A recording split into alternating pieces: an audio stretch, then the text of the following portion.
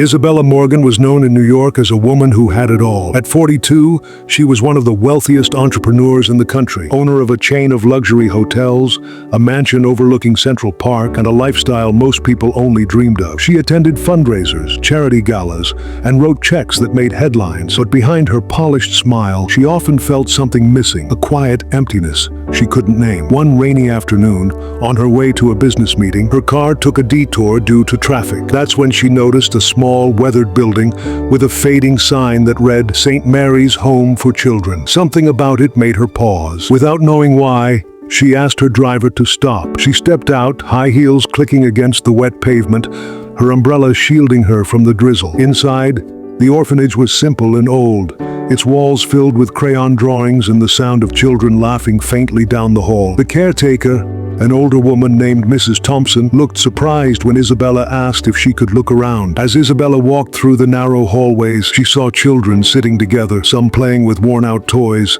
others quietly reading books with torn covers. Their clothes were mismatched, their shoes too small, yet their smiles shone brighter than anything she had seen in her glamorous world. One little girl with curly brown hair and big green eyes tugged at Isabella's sleeve. "Are you here to take someone home?" she asked innocently. Isabella froze. No one had ever asked her such a question, one that pierced right through her polished exterior. That night, when Isabella returned to her penthouse, she couldn't shake off the voices, the laughter, the drawings taped on the orphanage walls, and especially that little girl's question. For the first time in years, her world of wealth felt unbearably empty. Something deep inside her whispered, "Maybe I was meant to see them today." She didn't know it yet, but that single visit was about to change not only her life, but the lives of every child in that orphanage. The next morning, Isabella sat at her breakfast table in her glass-walled penthouse, staring out at the New York skyline. The city was alive, full of ambition, but all she could see were the faces of the children she had met the day before. The little girl's question echoed in her head. "Are you here to take someone home?" Her assistant entered,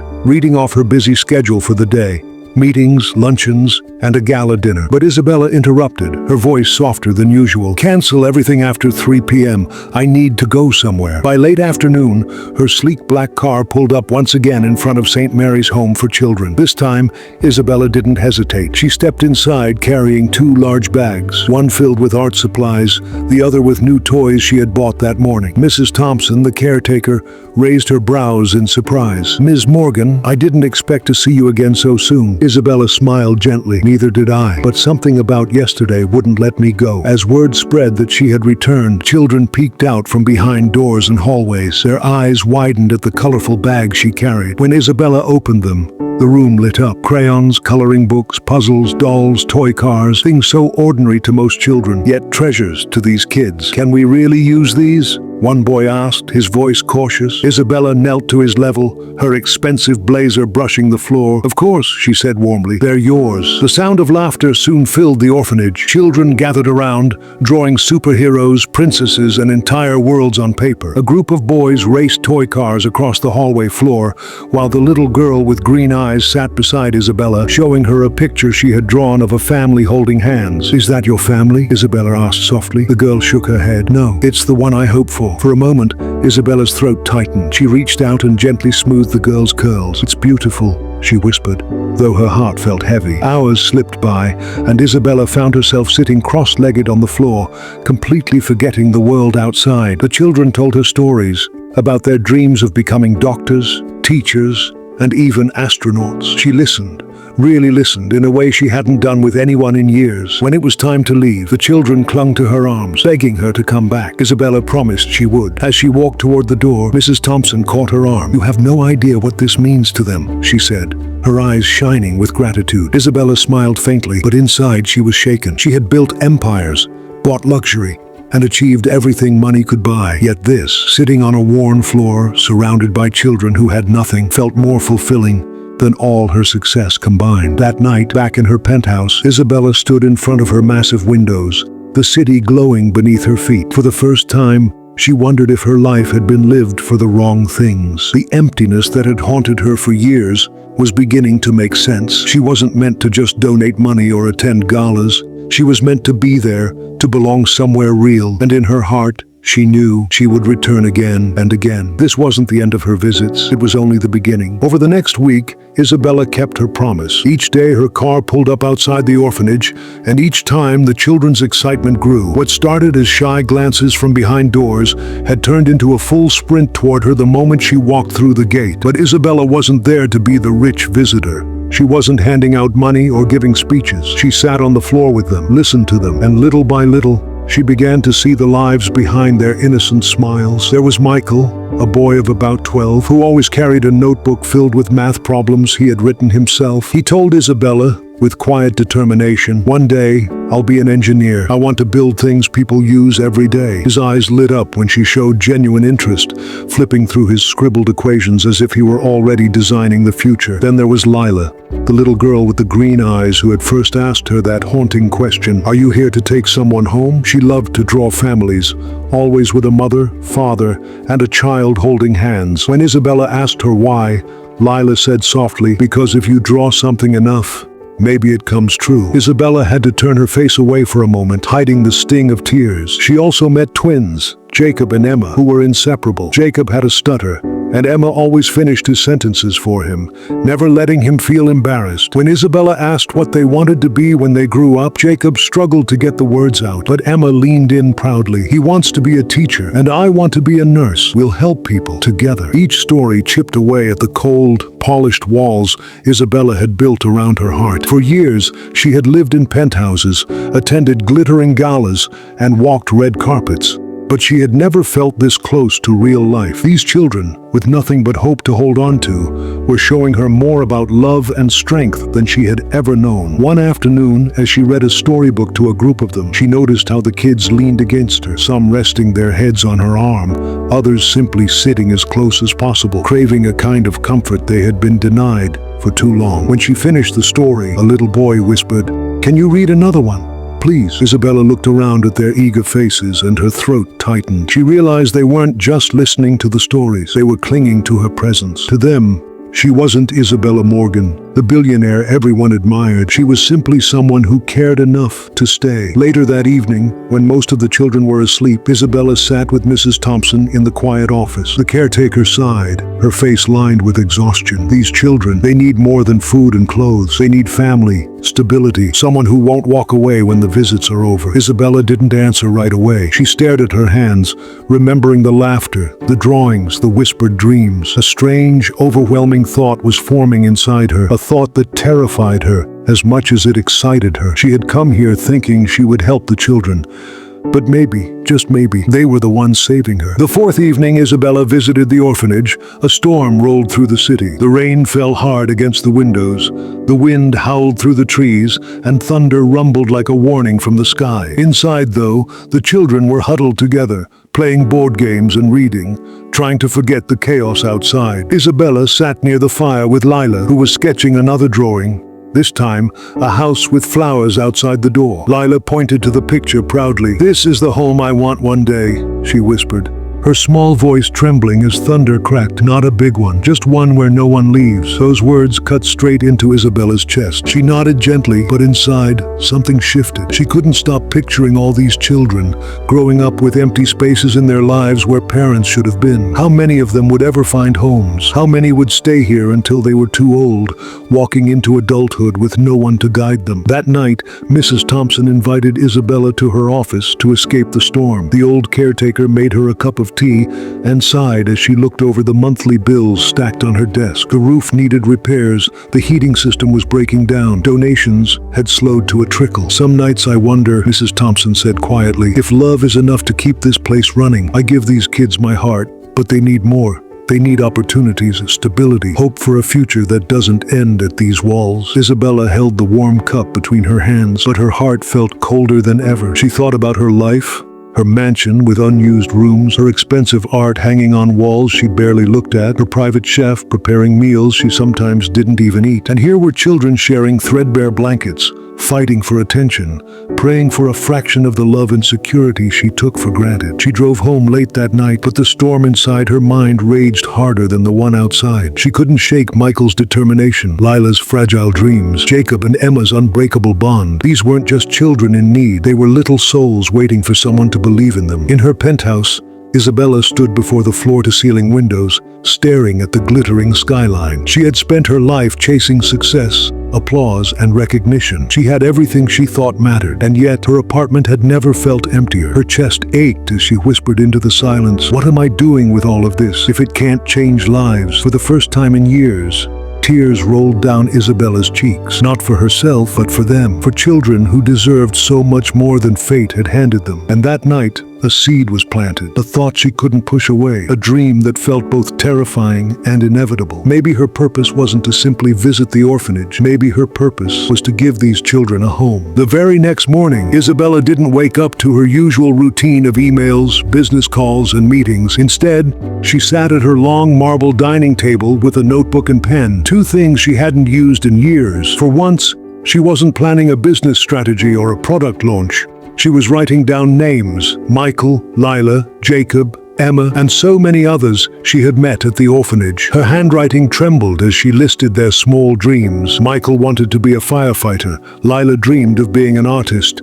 Jacob wanted to build things. Emma wanted to sing. Each line felt heavier than the last, as if she were holding the weight of their futures in her hands. By noon, Isabella called her financial advisor. "I want to make a large anonymous donation," she said firmly. "It needs to go directly to Havenbrook Orphanage, enough to cover their bills for the next year." Her advisor stammered, shocked. "That's millions, Isabella. Are you sure?" She closed her eyes, seeing Lila's drawing of the little home. "Yes, I've never been more sure." But even after making the call, her heart still felt restless. Money was only part of the answer. She remembered Mrs. Thompson's tired face, the way she admitted that love alone couldn't sustain the orphanage. Isabella realized the children didn't just need checks written from a distance. They needed presence. They needed family. That evening, Isabella returned to Havenbrook unannounced, carrying boxes filled with art supplies, board games, and new clothes. The children's eyes lit up as she entered, their laughter filling the hall like sunlight breaking through clouds. Lila ran forward first, hugging Isabella tightly around the waist. "You came back!" Lila exclaimed, her voice bursting with joy. Michael peeked from behind her, eyes wide at the stack of gifts. "Are those for us?" Isabella knelt down, her expensive heels sinking into the worn carpet. "Yes," she said softly. "All for you, but these are just things. What I really wanted was to spend more time with you." The kids erupted in cheers. Jacob tugged at her hand, leading her toward a puzzle they had started. Emma begged her to listen to a song she'd been practicing, and in that noisy, joy-filled chaos, Isabella felt something she hadn't felt in years.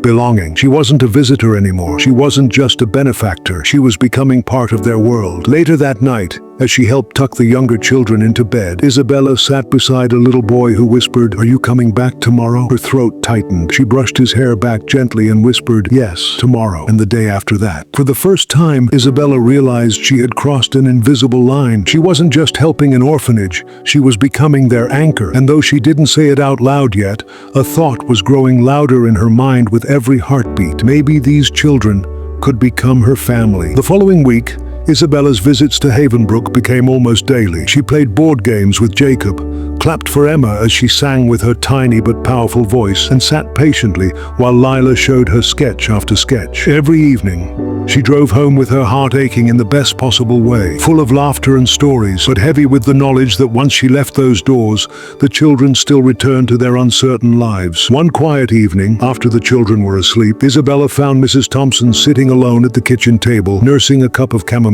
tea. The room was dimly lit, the only sound the soft ticking of the wall clock. Isabella sat down across from her, her hands clasped tightly in her lap. "Mrs. Thompson," Isabella began, her voice softer than usual, almost trembling. "I've been thinking, and I need to share something with you." Mrs. Thompson looked up, her tired but kind eyes narrowing with curiosity. "Of course, dear. What's on your heart?" Isabella swallowed hard, her throat dry. Every time I walk out of here, I feel like I'm abandoning them, like I'm giving them joy for a few hours, but leaving them with the same fears, the same struggles. These children don't just need visitors or donations, they need permanence. They need someone who won't disappear. Her voice cracked, and she blinked away tears. What if I could give them that? Mrs. Thompson tilted her head, unsure. You've already given so much, Isabella. The children adore you. Your support means more than you know. Isabella shook her head, her voice rising with urgency. No, I mean more than donations. I mean family. What if I adopted them? All of them. The words hung in the air like thunder, both terrifying and impossible, yet electrifying in their truth. Mrs. Thompson nearly spilled her tea. All of them? Isabella, that's unprecedented. It's not just paperwork, it's years of responsibility, education, healthcare, emotional needs. These children have different traumas, different stories. It's not as simple as writing a check. I know, Isabella whispered, her hands trembling. I know it's insane, but I've spent my whole life building an empire, chasing numbers and power, and at the end of the day, what does it mean if I can't use it to change lives? These kids have already stolen my heart. When I tuck them in at night, when they ask me if I'll come back tomorrow, I can't keep pretending I'm just a visitor. I want to be there forever. Mrs. Thompson stared at her in stunned silence. She had worked with countless donors, countless volunteers, but never someone who dared to dream this big. Finally, she leaned forward and spoke gently. Isabella, if you truly mean this, it will change everything, not just for them, but for you. This isn't a gesture. This is your life. Isabella's eyes glistened. Maybe that's what I've been missing all along. A life that actually matters. The room grew still, and for the first time, Mrs. Thompson saw not the cold, untouchable billionaire who once walked into the orphanage, but a woman stripped down to her rawest humanity, broken, searching, but ready to rebuild her life around something real. Mrs. Thompson finally smiled, though her eyes shone with tears. If your heart is set on this, Isabella, then perhaps this is exactly what these children and you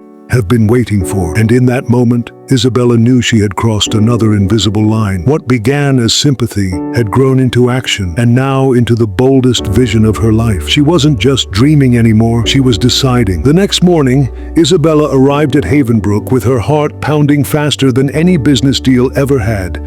She wasn't carrying gift boxes this time, no fancy toys, no games, no surprises in her arms, only the weight of the words she was about to speak. The children rushed to her as usual, their laughter filling the worn-out hallways. Lila tugged on her sleeve, eager to show her a new drawing. Michael carried a toy fire truck, ready to act out another adventure. Emma skipped up, humming a melody she had been practicing. But today, Isabella gently hushed them. "Can everyone come to the common room?" she asked, her voice softer, steadier than she felt inside. The children exchanged curious looks, whispering to each other, but soon they gathered in the old room with peeling wallpaper and mismatched chairs. Mrs. Thompson stood in the back, her hands clasped, her eyes quietly encouraging Isabella. Isabella took a deep breath. Her throat was tight, but she forced herself to smile. "I want to tell you something very important, something that's been in my heart." Dozens of eyes, wide, innocent, hopeful, stared back at her. She crouched down so she was eye level with them. "When I first came here, I thought I was just visiting. I thought I was just here to help for a little while, but every time I left, I realized my heart stayed here with you." The room grew silent. Even the smallest children, usually restless, were still. She looked at them, her eyes brimming with tears. "I don't want to be someone who only comes and goes. I don't want to be just a visitor in your lives. I want to be your family. I want to adopt this orphanage, all of you. I want to be your mom." Gasps filled the air. Lila's drawing slipped from her tiny hands, fluttering to the floor. Michael blinked hard, as if he hadn't heard correctly. Emma's mouth opened in shock, her little song forgotten. "Mom?" Jacob whispered, his voice trembling. Isabella nodded, tears streaming now. "Yes, I want to be your forever mom. I want to make sure you never feel alone again. I want to give you a home, not just for today, not just for tomorrow, but for always." For a moment, there was stunned silence, the weight of her words too big to process. Then, slowly, Lila's eyes filled with tears. She ran forward and wrapped her arms tightly around Isabella's neck.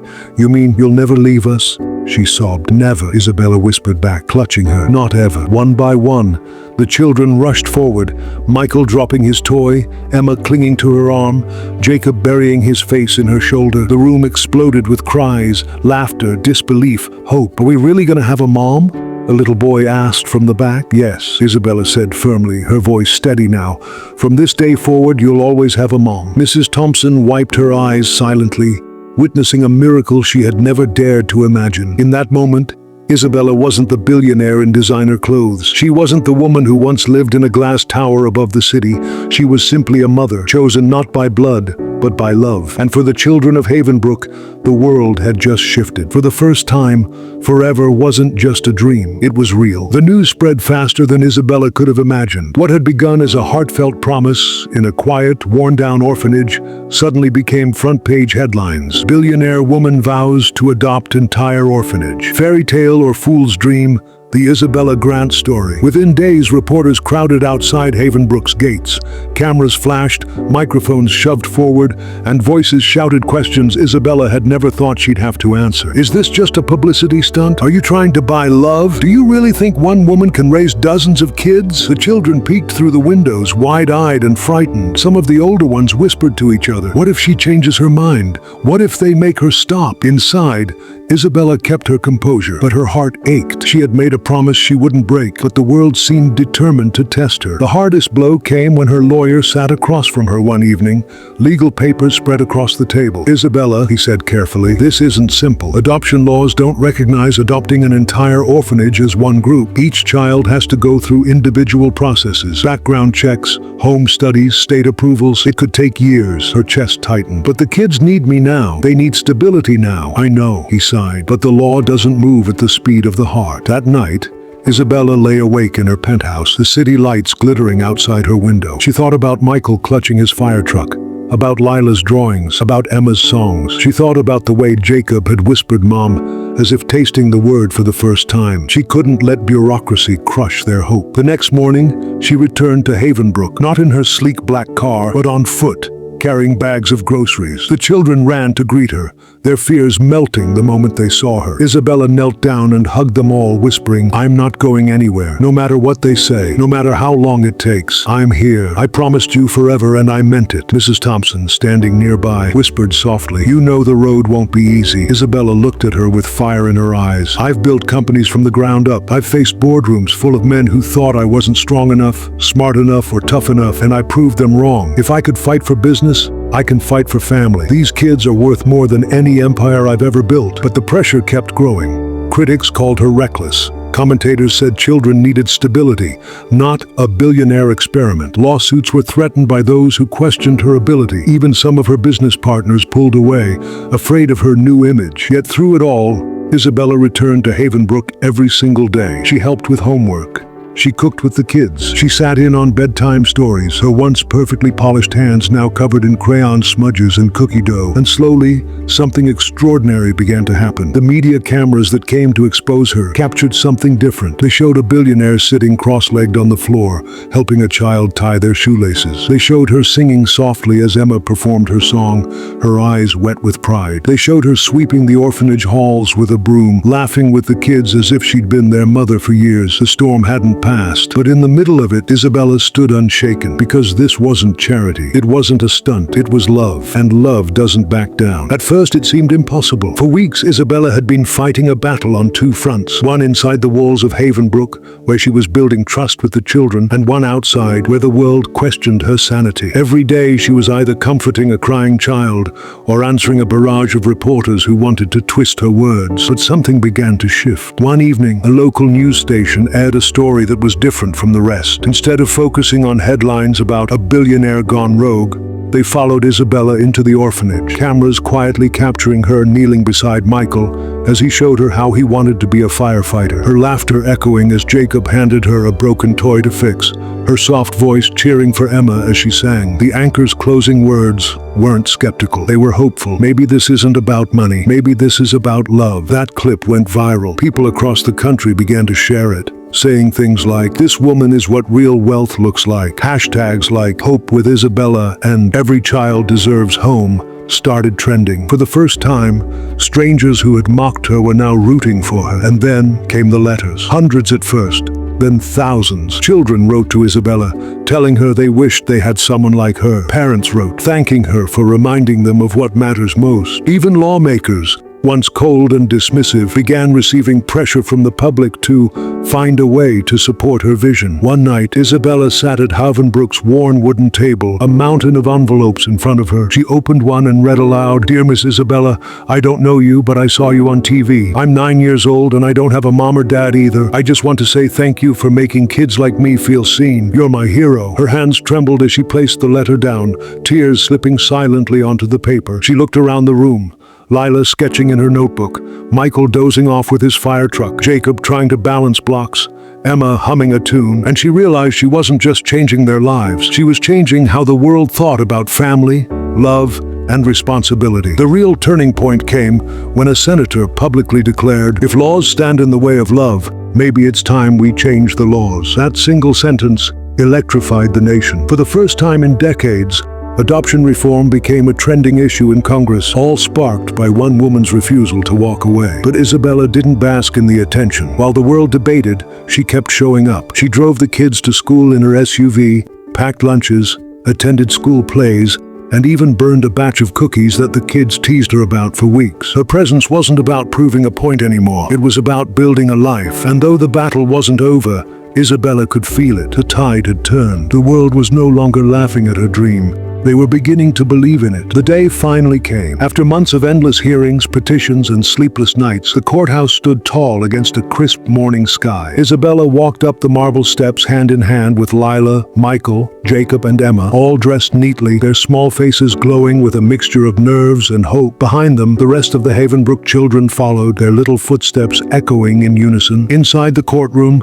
the air was thick with anticipation. Reporters sat pressed against the back wall, pens ready. Lawyers and judges who once saw Isabella as nothing more than a billionaire making headlines now looked at her with quiet respect. When the judge entered, the room fell silent. He shuffled through the papers before him and then looked directly at Isabella. His voice was firm, but his eyes softened. "Miss Isabella Hart," he said, "you fought not just with your wealth but with your heart. These children see you not as a benefactor, but as a mother, and sometimes the law must catch up to love. Today, this court recognizes Havenbrook not as an institution, but as your family." Gasps filled the room. Isabella covered her mouth, tears flooding her eyes. The children clutched her hands tighter, their little voices whispering, "Is it real? Did it happen?" "Yes," she choked out, pulling them close. "We're a family now, forever." The room erupted into applause, but Isabella only heard the laughter and cheers of the children wrapping their arms around her. For the first time in their lives, they weren't orphans. They weren't wards of the state. They were home. In the weeks that followed, Havenbrook transformed. No longer a crumbling orphanage, it became a lively, love-filled home. Bright paint covered the old walls, the gardens bloomed again, and the dining hall rang with the sound of shared meals and inside jokes. Isabella didn't just provide new clothes and better beds. She gave the children what they had always longed for, belonging. Lila's art now hung proudly in the hallway. Michael wore a little firefighter's cap Isabella had bought him, chasing his friends around with a plastic hose. Jacob worked with Isabella's driver in the garage, learning how engines ran. And Emma sang each evening before bed, her voice carrying through the halls like a lullaby that wrapped every child in warmth. One evening, as Isabella tucked the younger ones in, little Emma asked softly, "Are you going to stay forever?" Isabella's throat tightened. She kissed her forehead and whispered, "Forever and always. You'll never be alone again." Later that night, she sat in the quiet garden under the stars, watching the children's shadows dance against the windows. For the first time in her life, Isabella wasn't thinking about profits, shareholders, or headlines. She was thinking about bedtime stories, scraped knees, first school dances, and graduations. She smiled to herself, her heart overflowing. She had gained the greatest title of all, mother. Not to one, not to two, but to an entire family who finally believed in tomorrow. And somewhere deep inside, Isabella knew this was only the beginning of the most important story she would ever write. The story of giving forgotten children a forever home. Moral lesson. True wealth isn't measured in money or possessions. It's measured in the lives we touch and the love we share. Isabella's journey reminds us that giving from the heart can change not only the lives of others, but also our own. Family is not just about blood. It's about choosing to love, protect, and stand beside those who need us.